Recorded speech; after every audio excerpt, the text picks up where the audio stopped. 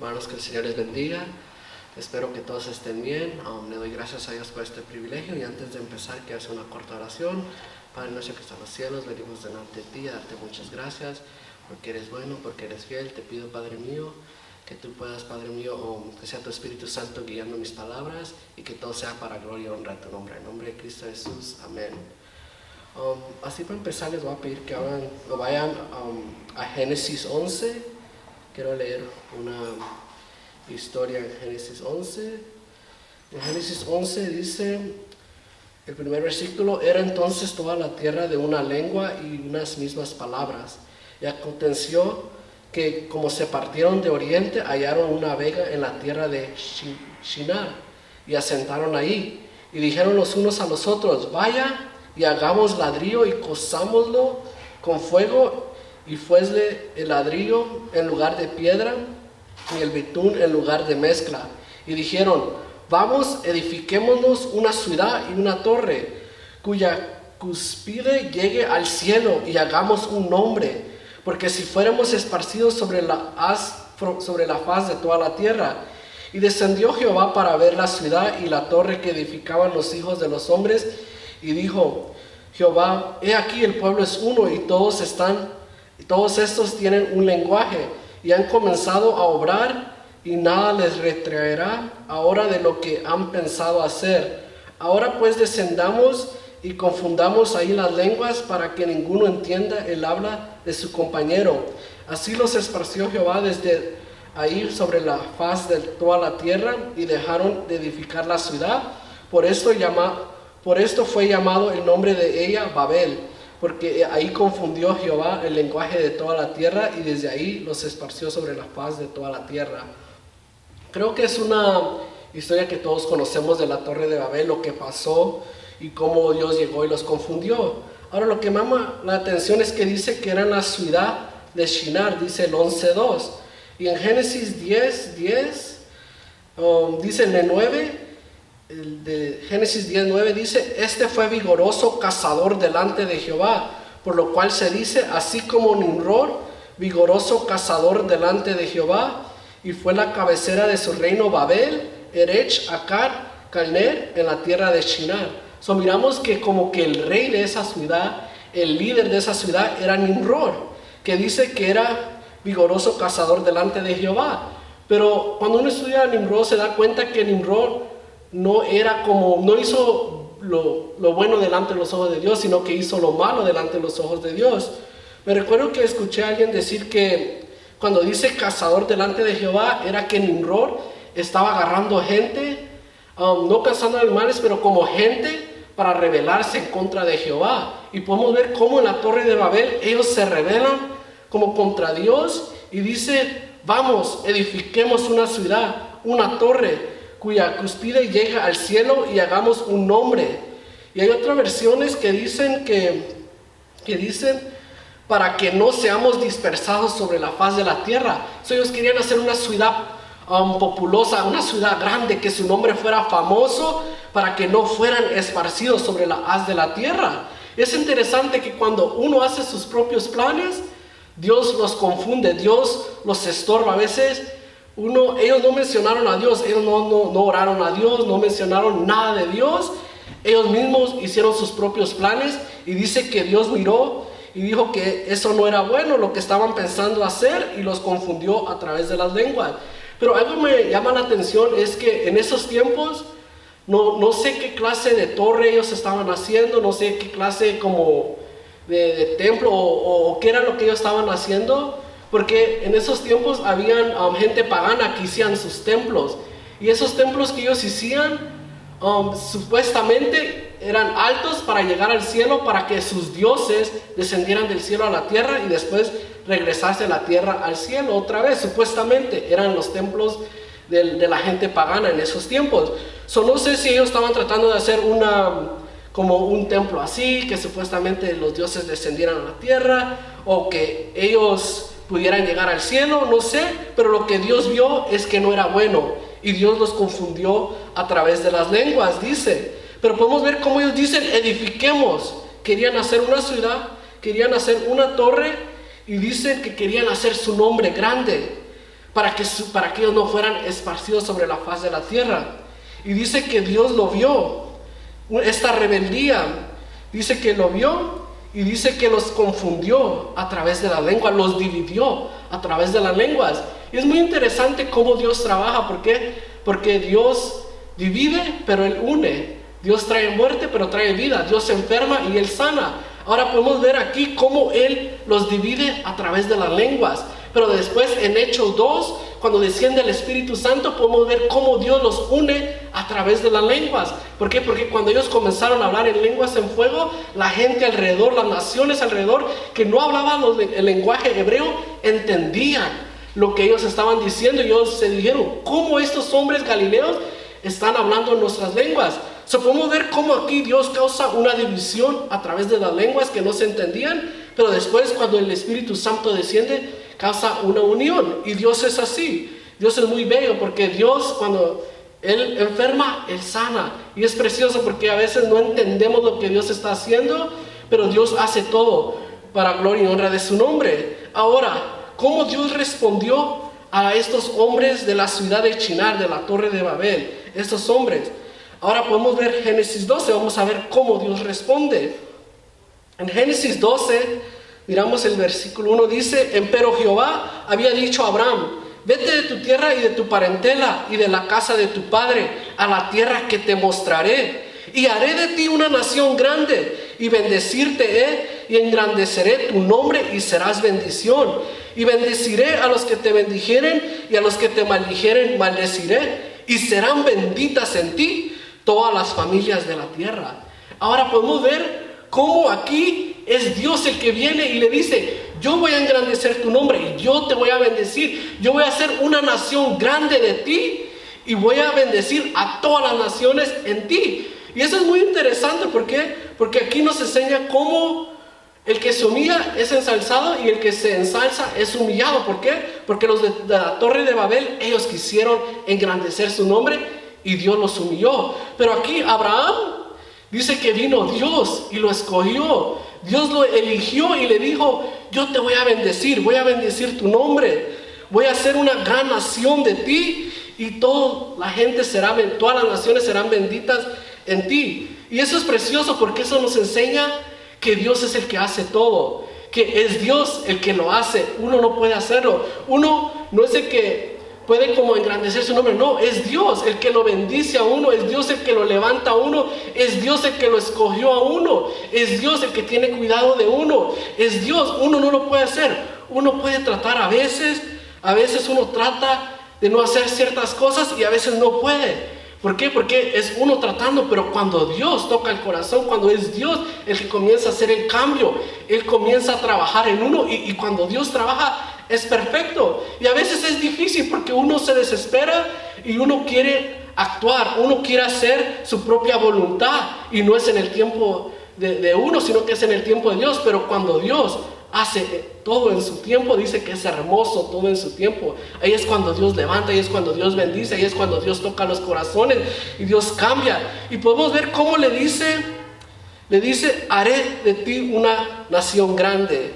Aquellos querían engrandecer sus nombres, querían ser famosos, querían hacer una nación grande, pero Dios escogió a Abraham, no a ellos. Y le dice, engrandeceré tu nombre y serás bendición, le dice. Aquellos querían engrandecer su nombre, pero no eran ellos, sino que era Abraham el que Dios escogió para bendecir. Y podemos ver que dice después, y serán benditas en ti todas las familias de la tierra. Ahora, Abraham es un ejemplo. Sabemos que Abraham es un modelo para nosotros, es un ejemplo que uno tiene que esperar, que uno tiene que creerle a Dios, que uno tiene que confiar en Dios, que uno tiene que hacer lo recto delante de Dios como hizo Abraham. Es un perfecto ejemplo. Y sabemos que Dios le dice, yo voy a hacer de ti una nación grande, cuando él no tenía hijos. Él no tenía hijos y tuvo que esperar esa promesa 25 años, hasta los 100 años. Él tuvo a Isaac, que fue el escogido, que él era la promesa que Dios había escogido. Y es interesante cómo Abraham nos enseña a tener paciencia, creerle a Dios, aunque uno no mire nada. Y eso es difícil. ¿Por qué? Porque lo llama a Dios y le dice, levántate y él no sabía a dónde ir, pero él escuchó la voz de Dios, él obedeció la voz de Dios. Y nosotros tenemos que obedecer la voz de Dios, aunque uno no mire lo que Dios le está diciendo, pero uno tiene que obedecerlo. A veces uno quiere ver el camino para poder caminar, pero no, uno tiene que escuchar la voz de Dios y seguir ese camino, aunque a veces uno no lo mire. Pero es precioso porque miramos que Dios le hace 3 bendiciones a Abraham. Vamos a ver que le hace, la primera es personal, que le dice: haré de ti, te engrandeceré tu nombre. Eso personal, que el nombre de Abraham iba a ser bendito, que iba a ser grande. Y es precioso, ¿por qué? Porque hasta el día de hoy nosotros hablamos de Abraham. ¿Por qué? Porque está en la palabra de Dios. Dice que él es el padre de los que creen, es el padre de la fe, amigo de Dios, dice la palabra. Dice que Dios engrandeció, podemos ver cómo Dios engrandeció el nombre de Abraham. Esa promesa se cumplió, que es personal. La segunda promesa es nacional. Le dice: haré de ti una nación grande. Ahora, nacional lo podemos dividir en 2 partes: en tierra y en personas. Y en tierra podemos ver la tierra de Israel, que Dios le prometió a él, la tierra que fluye leche y miel, y ahí está el pueblo de Dios el día de hoy. Y podemos ver la gente, que son los judíos, que fueron escogidos, es el pueblo escogido por Dios.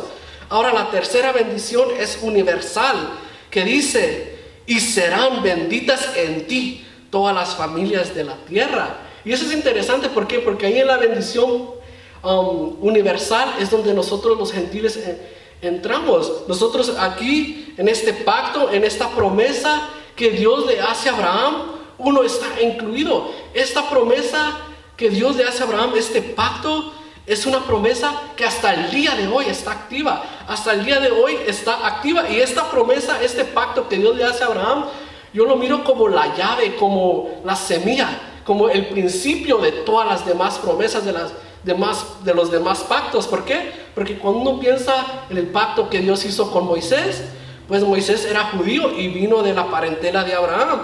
Miramos a Jesucristo, que hace un nuevo pacto que viene de la parentela de Abraham. Y podemos ver cómo, más adelante voy a mencionar Gálatas, cómo dice que a través de Cristo nosotros alcanzamos esta promesa que le dice: y en ti serán benditas todas las naciones de la tierra.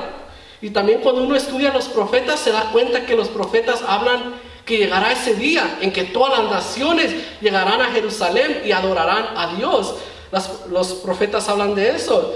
Y es interesante porque Dios escogió a Abraham, Dios escogió al pueblo de Israel, y ahora nosotros, Abraham es el padre de los israelitas y es el padre de los que creen, es el padre de la fe. Cualquier persona que cree en Cristo llega a ser hijo de Abraham, y lo vamos a ver bíblicamente. Si vamos a Gálatas, es en Gálatas 3.